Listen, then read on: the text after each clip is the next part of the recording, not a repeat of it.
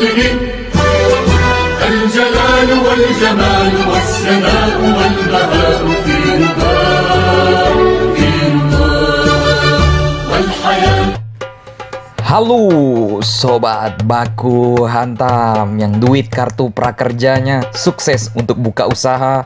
Ya, mudah-mudahan nggak ya salam bos.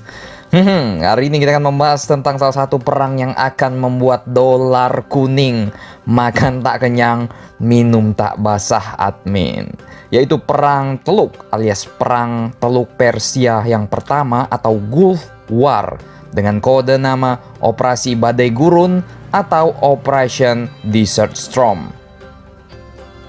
Operation Desert Storm ini disebabkan akibat adanya invasi Irak atas Kuwait pada 2 Agustus 1990 dengan strategi gerak cepat yang langsung menguasai Kuwait waktu itu. Ini blitzkriegnya ala-ala Pak Saddam nih kan. Ini blitzkrieg nih, ingat Bapak Hitler nih. Bapak kalian nih kan, dah ngopi belum nih Pak hari ini? Iya, salam. Dalam perang Teluk I yang dipicu oleh serbuan Irak ke Kuwait ini, peran kekuatan udara ternyata sangat mutlak.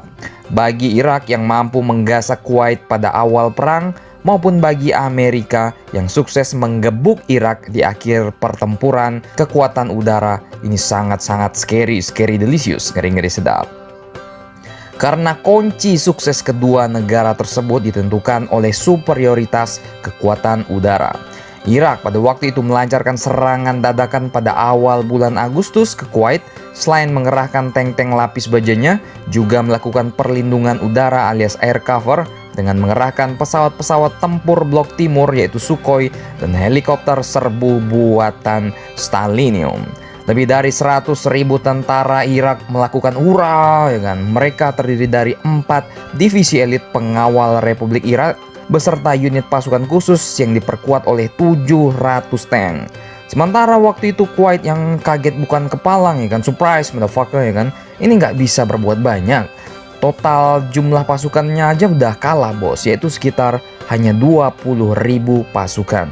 Itu pun banyak yang lari ke Arab Saudi, ya kan. Terkejut lah, ya kan, diserang pagi-pagi. Kuwait pun harus jatuh hanya dalam tempo 1 hari. Maka turun tanganlah negara yang lebih preman dari preman, yaitu Amerika. Kepala atas dan kepala bawah sang paman gober waktu itu udah gatal, ya kan. Maka dikelarlah Operation Desert Shield disusul Operation Desert Storm. Nah, dengan kata lain, serbuan Irak ke Kuwait ini ternyata memberikan kesempatan bagi Amerika untuk mencoba senjata-senjata maut terbaru mereka di medan tempur sebenarnya. Keluarlah monster-monster udara Amerika seperti F-117, F-15, F-15E, A-10, F-111, F-16, F-4G, B-52, AC-130, dan masih banyak lagi. Hingga total Amerika melakukan total penerbangan yang dilancarkan oleh semua pesawat ini ada lebih dari 65.000 penerbangan. Misinya selain menghancurkan semua potensi kekuatan Irak, namun juga merontokkan pesawat-pesawat tempur Irak yang sebagian berusaha meloloskan diri ke Iran. Total korban rudal air campaign yang dilakukan Amerika dan sekutunya dengan sasaran corot-corot pesawat tempur Irak ini cukup besar. Disebut-sebut bahkan sekitar 400 pesawat tempur Irak ini berhasil dicorot-corot sehingga waktu itu kekuatan udara Irak nyaris benar-benar hilang alias lumpuh. Hilangnya kekuatan udara tentu membuat Irak menjadi editan sil. Bukan cuma pesawat tempur yang diparkir di hanggar yang hancur bos, pesawat tempur di udara juga dihancurkan. Dan juga peringkat prestasi penghancuran pesawat tempur Amerika ini hampir mencapai 100% berhasil, karena 122 pesawat tempur Irak yang mencoba kabur ke Iran ini ternyata juga berhasil dihancurkan oleh rudal-rudal pesawat Amerika. Jadi nggak ada kata-kata Amerika ketar-ketir, nggak ada itu bos, nggak ada di dalam kamus perang Teluk ini, ya kan. Jenis rudal yang digunakan oleh pesawat-pesawat penghancur Amerika ini termasuk rudal berteknologi mutakhir di kelasnya, seperti Maverick, M7 Sparrow, M9 Sidewinder, AGM-88 HARM. Sasaran empuk mereka adalah kendaraan tempur Irak yang jumlahnya ada ribuan. Saking banyaknya kendaraan militer Irak yang hancur waktu itu, jalur Kuwait Irak yang dipakai sebagai sarana melarikan diri harus dipenuhi bangkai kendaraan tempur dan tank-tank. T-72 Irak menjadi tank yang kaleng-kaleng dan menjadi sasaran empuk F-16 dan A-10 hingga A-10, dikenal sebagai pesawat penghancur tank. Ribuan tank Irak dihancurkan dengan mudah mengingat kemampuan misil-misil Amerika ini ternyata sangat bisa untuk menghancurkan menghancurkan satu tank 72 maksud Amin. Maaf. Dari sisi perhitungan ekonomi, pemakaian misil-misil seperti Maverick ini ternyata juga lebih menguntungkan. Jadi perang ini nggak sekedar duar menang ya kan, harus ada ekonominya, matematikanya juga ada bos. Gini. Bahasa warung kopinya. Satu Maverick ini kan berharga $70.000, sedangkan tank 72 ini berharga $1,5 juta.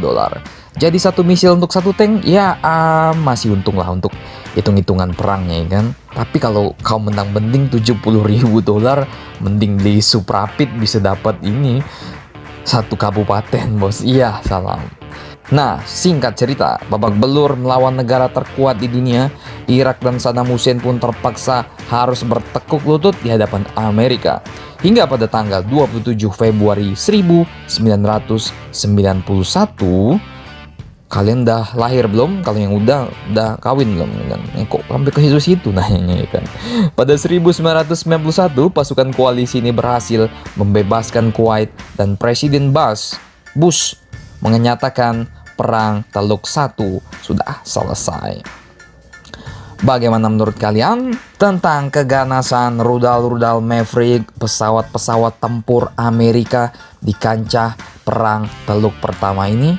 Adanya invasi dari Bapak Saddam Hussein untuk menginvasi Kuwait untuk menguasai minyak dan menguasai wilayah Kuwait.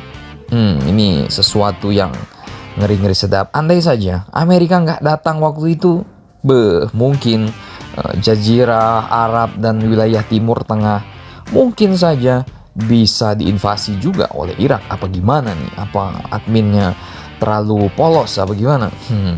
Menurut kalian, sebagai para pengamat militer abal-abal, silakan mau subscribe boleh, kagak juga kagak apa-apa, tapi tetap pastikan baku hantam kalian di bakso lapangan tembak langganannya Bapak Saddam Hussein di Baghdad.